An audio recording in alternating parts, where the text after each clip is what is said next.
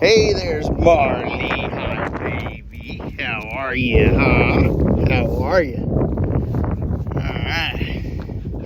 Such a pretty dog. Alright, come on, let's go. So, for the eyes of the Lord are on the righteous, and his ears is open to their prayers, but his face is against those who do evil. So that's out of Peter right there, okay? Kind of appropriate for today. So, I hope I got it right. I'll post it. I have to do it from memory.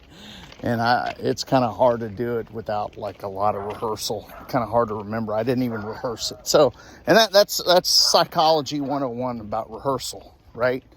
So, I'm a psychologist and I'm telling you all about learning and stuff. So, but anyhow, there's my baby Marley. She's alert to other dogs walking around on the fences there. They're looking at her.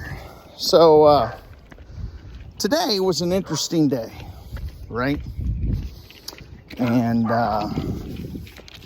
the confirmation continues for Jackson. For the SCOTUS confirmation, right?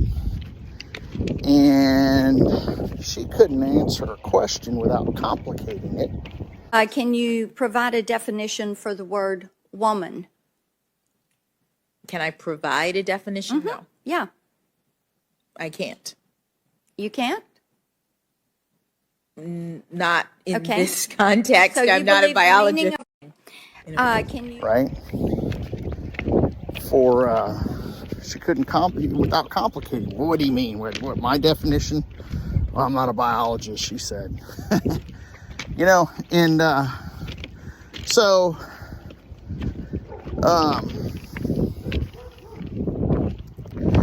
in Colossians, I think it's Colossians 2:12 or whatever it is, it talks about that evil or devil may appear as an angel of light, and that was a letter of Paul addressing paganism, right? And this SCOTUS pick may be a pagan, right? She may be a pagan, and there's been all kinds of propaganda about all these SCOTUS picks, but she may be a. So Paul's addressing the pagans in Colossians, right? And them getting into angel worship. He's saying that their deities are actually fallen angels, right?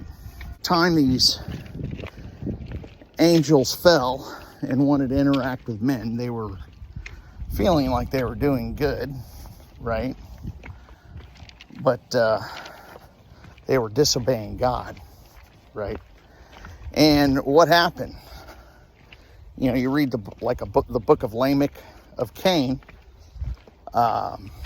You kind of realize, and there are several spots in the Bible that once the sin is committed, it becomes a gateway, right? So, or once you practice the sin, right? Or once you think about the sin, it becomes a gateway to more enslavement. And that is what we must repent of, right? And be saved from, is that enslavement, the yoke. So I couldn't help but think that about this SCOTUS pick and how she had such a troubling time answering the question about defining what is a woman to me, to you, is what she said, was asked. That was the question. And so it may have been that the Baphomet in her life, right, the angel of light in her life, is wokeism, right? That everyone feels that's good. Oh, let's continue to fight racism. And they're having a hard time differentiating between atheism and is kind of a loyal to the Biden Obama administration and in the wokeism, and and I think for the most part people are kind of tired of it because at this point, Yeah. I can't. This is another case of what I call the Obama effect. The Obama effect occurs when you put someone into office, regardless of their qualifications, based on their winning complexion. We need to be more focused on putting people into office based on their character. And this woman does not have the character to sit on the Supreme Court of the United States. There's not any Klan hoods, traveling around America rampant anymore.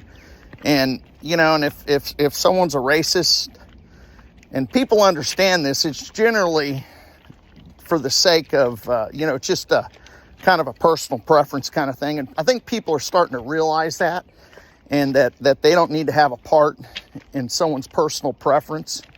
I mean, it's just like, if I was single and I'm not really interested in having babies right now, but if I was interested in having a family, I wouldn't date a transgender woman, and it kind of, I don't know, kind of turned me off, turned my stomach a little bit, kind of knowing that, so, I'm trying to be nice to people, but in all honesty, they do themselves up right and good, and you kind of have to talk to them before some of them are men. So wokeism is lingering in the new SCOTUS pick's head, and she's supposed to be a Christian woman. I don't know. I'm taking this course to do the certification, and there's literally, I've just spent about 7 hours. I mean, the total videos that I've just watched is like 7 hours of explanation on test taking and so forth, and I appreciate this guy that does these tutoring courses for this state test for the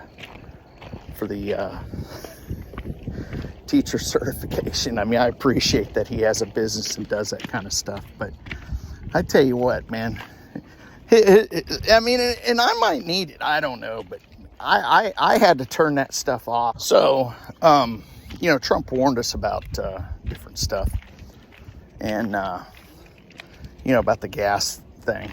And prices at some local gas stations, they're way above the average. Well, across the street from the Beverly Center, one of the most expensive places in LA, drivers are paying this, nearly $7 for regular unleaded, nearly $8 for premium. Drivers said they were surprised, and not in a good way. We have more oil than anybody, okay? And it's an incredible thing that it's happened over the last few years, a lot of great things, and you're paying, what, $2 a gallon for your gasoline? That's okay. You know what that's like? That's like a tax cut. That's bigger than a tax cut. If Biden got in, you'd be paying $7, $8, $9. Didn't they say, get rid of your car? He saw it and knows what they're going to do. And it's pretty evident that they're trying to reset our economy so they can take control of stuff. But I've heard from various sources that there's 3 countries that are on a gold-backed currency. They resorted back to gold, and in the Constitution it says that the money has to be backed by gold. So, like, the fiat currency is illegal. We do need to get out of this stuff with the lobbyists and stuff. But the fiat currency, if any of y'all know, it's a debt-driven currency, and so it's designed to make those responsible for printing the money, or who have some sort of control over printing the money, to keep the lower people in debt, and to collect a loan it's monetizing debt to collect a loan off the debt, right? To fund these politicians fund their extravagant lifestyle while we're stuck paying the interest on this fake money, right? And so they turn that debt, that false money, the fiat, right, into like property and stuff like that. And and that's crazy, man. I wish I would have known that a long time ago. Hell, I would have bought more property. But anyhow, let's see what else I got.